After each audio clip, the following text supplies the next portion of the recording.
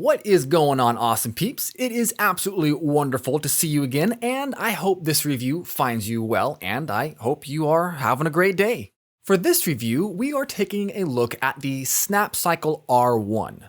This versatile fat tire electric bike checks off pretty much all the important boxes and includes suspension forks, a rear rack and fenders, an integrated lighting system, a clean integrated battery, and hydraulic disc brakes.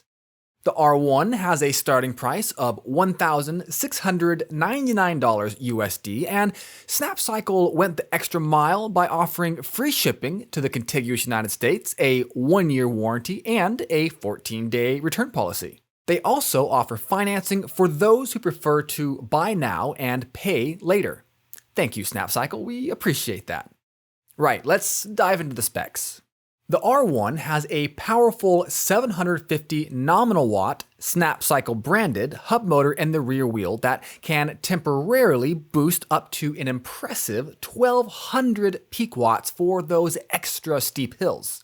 This really is a pretty powerful machine, and it feels snappy off the line with quick acceleration all the way up to its top speed of 20 miles per hour, which can be reached using the half grip twist throttle or the cadence sensing pedal assist.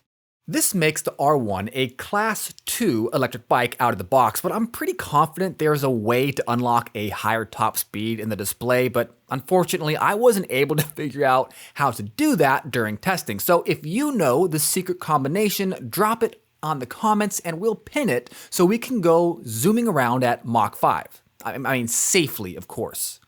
Right, let's talk about range. The R1 has a 48-volt, 14-amp-hour locking removable battery that's neatly housed inside the down tube with a max estimated range of 45 miles when using pedal assist. Snapcycle claims the throttle-only range is 30 miles with this battery, and from our testing, this actually seems pretty legit. We blasted around for about 15 miles at full speed using mostly the throttle, and we still had about half a tank of electrons at the end of our ride. Normally, we don't bother talking about the chargers, but with the R1's 3-amp fast charger, this thing pumps out about 50% more electrons than the normal 2-amp charger, so we figured it was worth mentioning. Look, I'm a huge fan of the R1's frame style. The sloping top tube retains the structural integrity of a traditional half-diamond frame while at the same time lowering the standover height.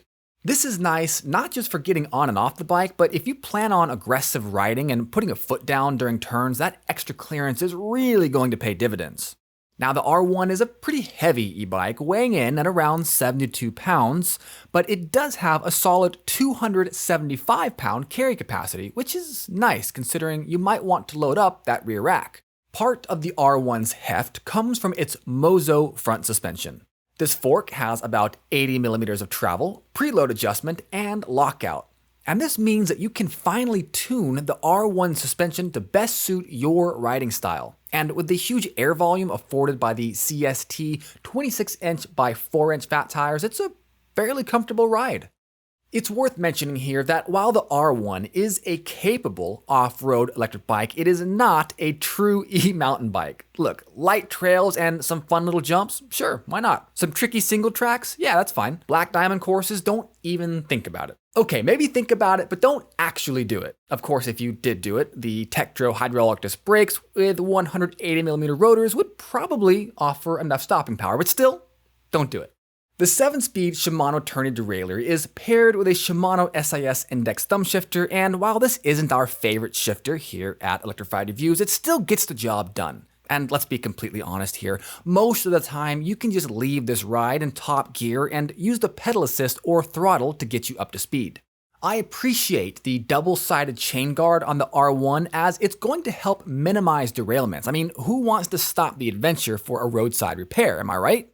I also dig the integrated headlight and taillight, and while they aren't really bright enough to sufficiently illuminate the trail for night riding, they're definitely bright enough to increase visibility. This means you'll be easier to spot by cars, pedestrians, and other bikers. Really, it's a huge safety feature. On the handlebars, we've got ergonomic faux leather grips with a half-grip twist throttle and the shifter on the right side, and the independent button pad and electric horn on the left side. And smack in the middle, we've got the grayscale LCD display with all the usual data points like current speed, max speed, odometer, and tripometer. But best of all is just how easy it is to see the display in direct sunlight. Snapcycle really did a good job here. Overall, the R1 is a great choice for anyone who needs a highly versatile electric bike at a reasonable price. Remember, the R1 starts at just $16.99, but its specs and refined design make it feel like it should cost quite a bit more.